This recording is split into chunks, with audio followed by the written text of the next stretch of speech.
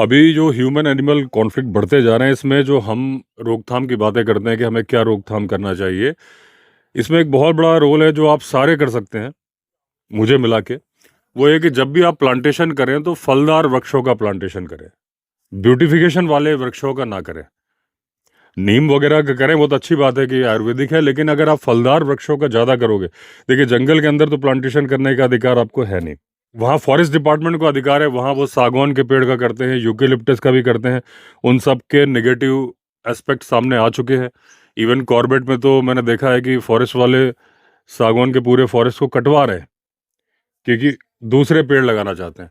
तो वहाँ जो उस क्लाइमेट से रिलेटेड पेड़ हों, चाहे वो कटहल के हों, चाहे वो शहतूत के हों, चाहे वो अ, अमरूद के हों, जिस चीज़ के भी हों, आम के हों, अगर उस क्लाइमेट में जो फलदार वृक्ष हो सकते हैं, सारे के सारे प्लांटेशन अगर आप फलदार वृक्ष के करेंगे, एक चेन है, ह्यूमन एनिमल कॉन्फ्लिक्ट कम होने शुरू हो जाएंगे। कैसे कम होने शुरू हो जाएंगे? बंदर उस फल को खाएगा, भालू उस फल को खाएगा, पोर्क्यूपाइन उस फल को खाएगा। आपको पता है कि बंदर और डियर एक दूसरे के साथ रहते हैं, पेड़ पे बंदर रहते हैं, नीचे डियर घास चढ़ते रहते हैं, इन दोनों की दोस्ती होती है, एक दूसरे की मदद करते हैं। बंदर सीसीटीवी का काम करता है, ऊपर से देख लेता है कि टाइगर या लेपर्ड आ रहा है, वो अलार्म कॉल करता है और उसकी अलार्म कॉल को डियर समझ जाता है। डियर के सूंघने की शक्ति बहुत ज़्यादा होती है, वो महसूस कर लेता है कि टाइगर आसपास से छिप के आ रहा है, वो अलार्म कॉल करता है, उसको बंदर समझ जाता है। तो ये पास में रहते हैं, लेकिन इसके अलावा भी इनको एडवांटेज होता है।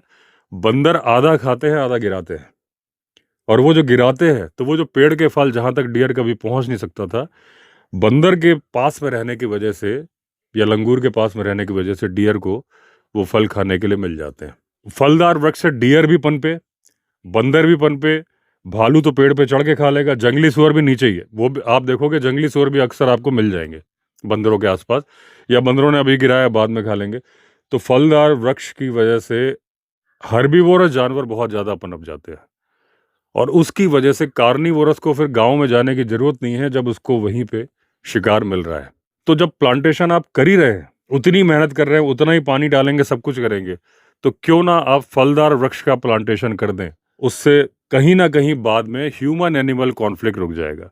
अब ये तो गवर्नमेंट करेगी, आदमी क्या करेंगे? जहाँ पे जंगल की सीमा समाप्त होती है, जहाँ आपके खेत हैं, खेत की बाउंड्री के पास आप लगा दीजिए फलदार वृक्ष। किसी भी नॉर्मल प्लांट्स को, जैसे मैंने यहाँ पे ज़्यादातर फलदार वृक्ष ही लगाए हुए हैं। कटहल है, नाशपाती है, जहाँ बैठ के मैं शूटिंग कर रहा हूँ, लीची है, प्लम है, आम है, दुनिया भर के फलदार वृक्ष लगाए हैं। रीज़न कि फलदार वृक्ष से कुछ आपको खाने को मिलेगा, कुछ जानवर को खाने मिलेगा, किसी ना किसी का भला होगा।